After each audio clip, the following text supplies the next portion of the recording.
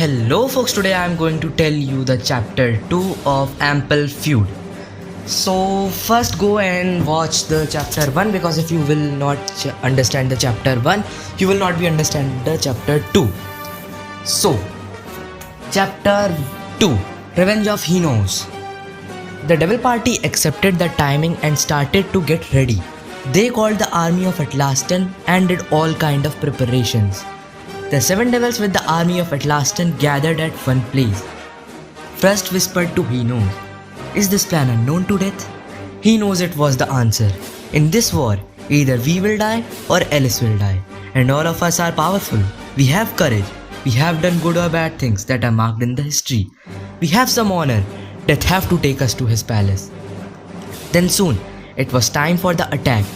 The Devil Party snapped their fingers and with the army, teleported to the western frontier of Jenston.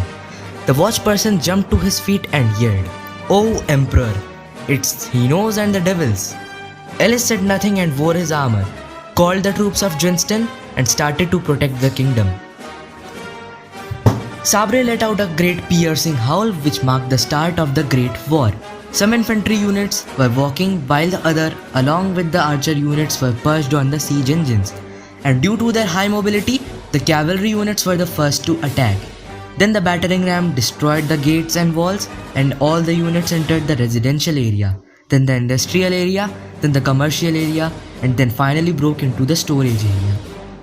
Alice also deployed his army, but as barrage touched the arqueballistas, they went up in flames and then discharged flaming arrows. Because of the power of Hydra Vial, the mangonels threw balls which created floods.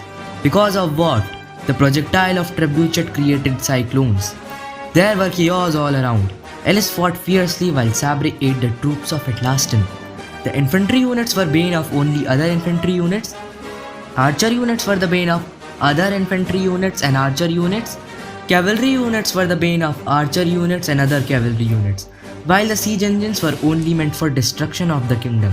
Jenston suffered the great losses. Battering ram destroyed the houses and buildings. Arqueballista burnt all the crops and Trebuchet created cyclones. Hydra Vial flooded the whole kingdom. And then soon, there were only Alice, Sabre and some commoners standing. The whole army of Jenston got destroyed and now it was Sabre's turn. Barrage threw a bucket of hot molten titanium on Sabre's mouth. And as it cooled, it sealed his mouth, don't even allowing him to howl. Then Heinous placed him on the Trebuchet and threw him in the sky. And after watching Sabre die, Alice got crazy and ran straight towards the Devil Party. But now, his time has come. Barrett, just like a dragon, exhaled flame from his mouth and melted Alice.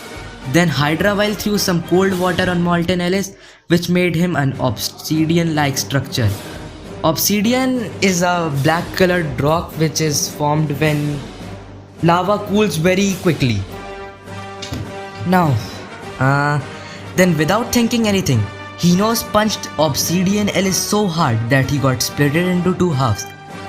Actually, Obsidian is very hard, it doesn't break very easily, but Heinous was a devil. And then, Ekrig and Ether took broken Obsidian Alice and ate it. "Now land and sky has swallowed Alice," said Heinous. Now, there were only some commoners standing behind in the kingdom of Jenston.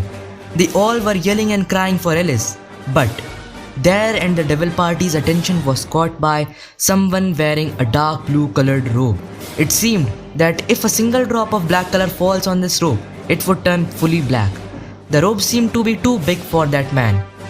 He was riding a horse, a black horse which was much bigger and faster than a normal horse. His face was not visible because the hood of his robe. The man looked very dangerous. "It is Death," Heinous said. Death was the god of death and devil of death too. Death came closer to Ether and Ekrig, left his horse and took a handle of sword. And no sooner he had done this, some souls of dead people came from nowhere and created the blade of sword. They didn't make one blade, they made 2 blades placed at the 2 ends of the handle. It was a double-bladed sword. With black-colored blades, the handle of the sword was in the middle as the 2 blades were placed on each of the end. It was much bigger than the size of Death himself. But back to the point. Death came running and stabbed the sword inside Ether and Ekrik at the same moment. And back with the sword came out the soul of Alice. The sword absorbed the soul. At this moment, Death's face was visible. Actually, there was no face, only two bright colored red eyes were shining. The hood seemed to be hollowed from inside. But just then, an extremely large chariot came from the sky. It was made of green amber and was as large as the size of 4 elephants. The very astonishing thing about that chariot was that it was not pulled by horses, but it was pulled by dead people's soul. Death flew and sat in the chariot, while the spirits pulled it to the palace of death. Chapter 2 ends. Now, if you didn't understand this chapter 2 by listening it, in the description the whole chapter 2 is given, you can read it, and I am sure that you will understand it by reading. Now, I apologize for the grammatical mistakes and wait for the next video. Till then, goodbye.